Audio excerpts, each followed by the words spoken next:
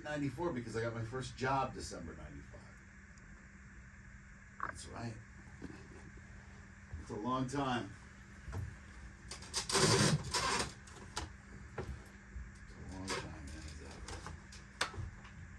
man. Alrighty, we ready to rock and roll? Yeah, ready. Hit this, we are rolling. And welcome back to the Room Show. Ian and Raven here. And once again, really appreciate this. So I like to ask my guests motivational questions. What's a few things you do like on an off day to get yourself back on? Good question. Still trying to figure that out. I feel like every day I have like a new thing that I'm going to try and a new thing that I swear I'm going to do, and I'm going to do the mantras and I'm going to meditate and I'm going to do this and I'm going to do that. I don't do anything. I don't do anything but work and run after my kids, and and that's it's just the truth of the matter. So I think it's really important, and for me this year is to find more things that bring creativity in and kind of like spark, I guess, energy. So I have to get back to you on that. Raven? Yeah. You can tell this is towards the tail end of our day right now, anyways, right? You know, so life is busy, just like everybody else. So you know, you seek balance, basically, is what you're looking for. But you know, the larger the show gets, it kind of eats up more of that time. So I'm definitely a guy where I step away. I make sure that I mentally step away when necessary for me, which is pretty often. You know, if it's planning vacations or whatever, it's an interesting thing because when you're doing creative stuff every day, some days it flows like a river. Like, I mean, the ideas are, you know, they're free and they're easy and they come to mind all the time, right? And then you have other days where it doesn't matter how much you read, how much you concentrate, whatever exercises you might go through or whatever, you just can't come up with anything. And at those times, you know, that's where imposter syndrome and all that stuff wants to creep in your head and kind of, you know, mess with you. But you gotta keep grinding and moving forward. That's an advantage of this show, given the fact that there's two of us. We have a highly collaborative relationship with a couple of our bosses and our producers too. So there's a lot of idea sharing, and you kind of muscle through. But you know, when we come back from breaks, whether it's a long weekend or a vacation or whatever, typically, you know, that's when the creative fire is really roaring.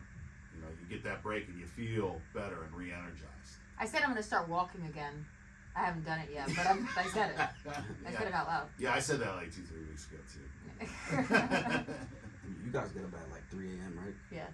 Yeah. Super early. What's your morning like? Your morning routine? Shutting off all my alarms before they wake up my kids. Rushing to get dressed as fast as we can, get out the door, get my coffee, and get here. You mean like physically when we get here? What is it like? Yeah. So it's a lot of we do a lot of the prep the day before. So usually when we come in, it's cutting commercials for the day, you know, for endorsements, whatever we have going on. Then preparing for our breaks if there's any audio that hasn't been edited yet, or things that we need to get or we need to find, making sure that if there's any news breaking or anything happening in the world, that we're on top of it so we don't sound out of touch, out of reality. And then turning those mics on and getting to work. Yeah, it's, you know, again, contagious energy, it helps, certainly. So when I first get up, I'm like a zombie. Even when I walk out the door, sometimes I feel like I don't open my eyes until I'm like an exit or two down the highway. But, you know, it's kind of like once you get in the room, there's a mode to it. You know, you sit down in the chair and it's not going through the motions so much as it is, you know, when we're revising the things that we talked about the day before, or, you know, reading that news of the day or whatever it may be, you know, we're energizing ourselves right at that moment, right? So everything gets a final look. All those pieces of audio that we're using or whatever, you know, we kind of go back and revisit all that stuff. And it gives you an energy. I used to dread the idea of waking up early and going to work, and the truth is now, I wouldn't want to do it any other way. Like, I could wake up a little bit later, don't get me wrong, that would be okay. But I think I'll forever be mostly a morning person at this point because I just feel like that's when I'm going to get the most done. I disagree. I think that if I was given the opportunity to sleep to 6 o'clock every morning, I would be a much more creative, happy person. But we'll see. I've never been a morning person. The irony that I get up early every single day is, it's not wasted on anybody, especially me, because it's not what I am tired all the time. Yeah. I also have little kids, so there's also that. Yeah. Yeah. Schedule's packed up. Yeah. Yeah. pizza or Chinese food? Pizza all day, every Pizza. day. Okay. And his family is a pizza family, as a matter of fact. We have restaurants, pizza restaurants, Okay. pizza places. Yeah. I love pizza. I could eat. There's not a lot of bad pizza, really. I would eat even bad pizza. Bad Chinese, on the other hand, not great, but I do love Chinese food too. So what's the answer? I We asked you guess like pizza. I mean, you If I love got- taking a If I question gotta live on and one, not I'm going answering pizza. it. I'm going pizza. All right, gosh. What's like your go-to, like when you want to go out, eat something real good? What's like your go-to? Capital Grill. Give me a steak cooked medium to medium rare with a side of cream spinach and scalloped potatoes with a glass of Cabernet, and I'm always getting a creme brulee. I mean, it sounds pretty good. Hold the dessert for me.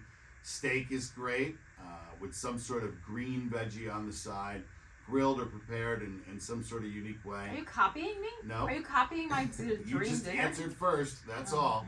mhm. Yeah, and a beer or a shot of whiskey. What's like one of your favorite restaurants in Connecticut? I mean, I could plug my parents' restaurants. You know, my dad's place Via Sforza in Westport, Bari 167 in Stamford, Mario the Baker in Stamford. Those are, I mean, that's where you'll find me because they're my my family's places and, Right. and I love them. But outside of there, I love Match in South Norwalk. That's kind of like when we don't know where to go, that's where we're gonna go. I'm from around your area there, Rome, so I like Jerry's. Jerry's Pizza is fantastic down in our area. I'm a big fan of Mondo is good. I like Amici's down that way is also good. We just went to, I got to tell you, I've been dreaming about that soul food place that we went to a few months back with Chef Plum. That was amazing. Next Generation in New Haven, Sally's Next Generation, Sandy's Next Sandy's Generation. Next I mean, it was Generation. absolutely amazing. Fried chicken was so good. It was so God. good, right? And I'm so hungry. I'm so hungry right now. there's a place in Cheshire that has a beautiful patio that's out too that I love, but I know I butchered the name right now, so I'll just leave them off the list. But if you're the ones with the beautiful patio, you know I'm talking about you. Last food question: KFC or Popeyes? KFC. I don't have enough exposure to Popeyes, so in my visits it was fun, but KFC is what I'm gonna go with.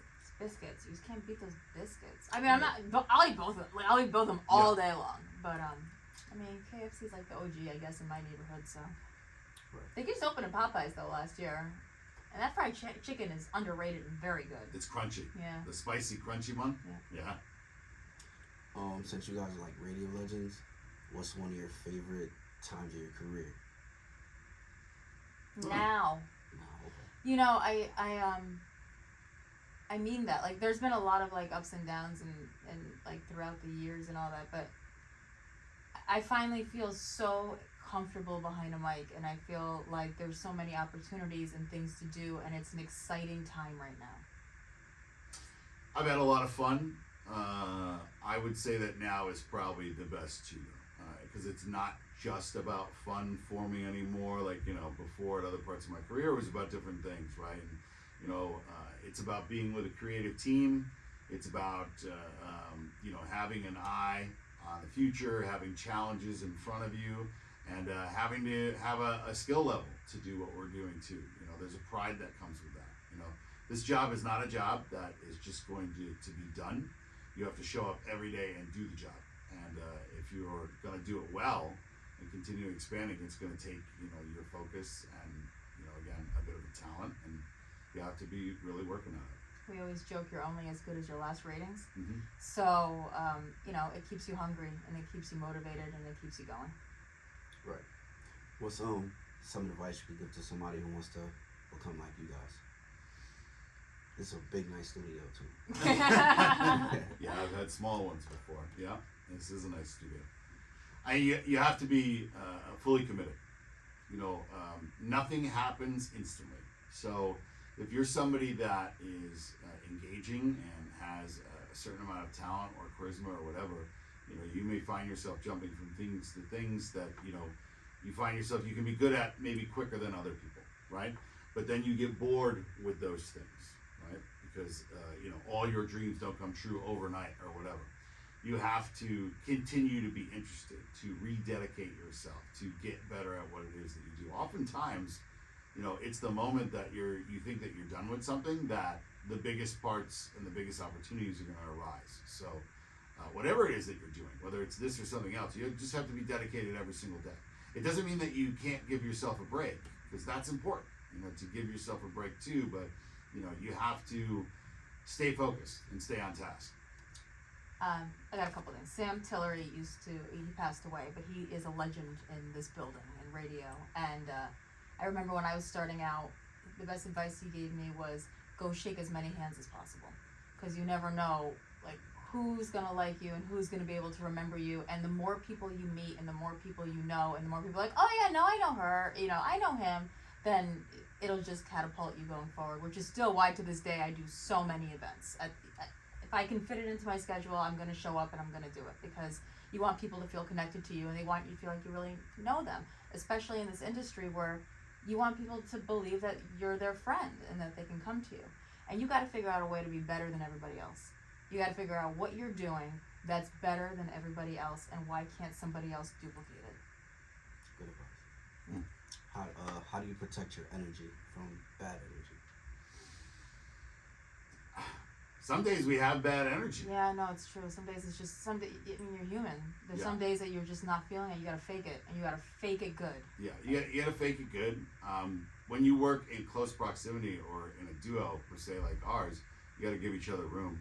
You know, you gotta understand that some fights you can take to a certain point, and then you gotta stop, and then you gotta understand that when somebody else doesn't have it, you know, your partner might not have it that day. Like you gotta pick it up in certain areas. You know, same thing goes. You know, like she said, like you gotta fake it. You gotta fake it a whole lot. You know, that happens a lot in entertainment. There's different types of people that are talking to people, right? Some shows are about, let's talk about all the warts and the ugliness and whatnot that's out there, and others are, you know, let's help people get through their day, right? Let's all try and have some fun and make some laughs and do the best that we can in this thing called life, and that's, you know, kind of our show. So, Good advice.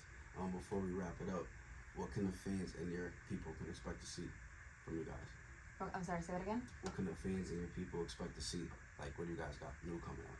Oh, what's gonna be coming? Gosh, I don't know. it's a tricky thing with some of the stuff that we do is you can't talk about it before it happens. Yeah, so we're working on things. I'm gonna be starting a new segment with WFSB Channel 3 on Tuesday. It'll be my first day live. It'll be during the 3 o'clock afternoon show, so I'm excited to see where that takes us. In general, we're just trying to keep doing what we're doing, growing our base, and trying new things all the time, because even if what you have today is working, it doesn't mean it's going to work tomorrow. So you have to be not afraid to try different things, and that's what we're always striving to try different things. We're waiting on the summer premiere date of our Christmas movie, which Yeah. just got agreed to for distribution with Tubi TV.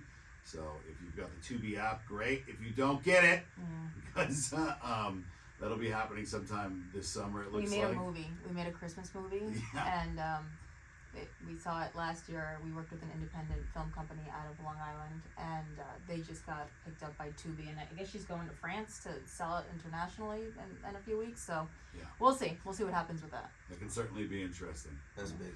And then just expansion. You know, again, we just continue to grow. You know, that's the way we look at it. Right. Well, once again, I really appreciate you guys for doing this.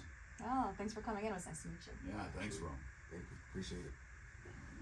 Nice and easy. Nice. If I only had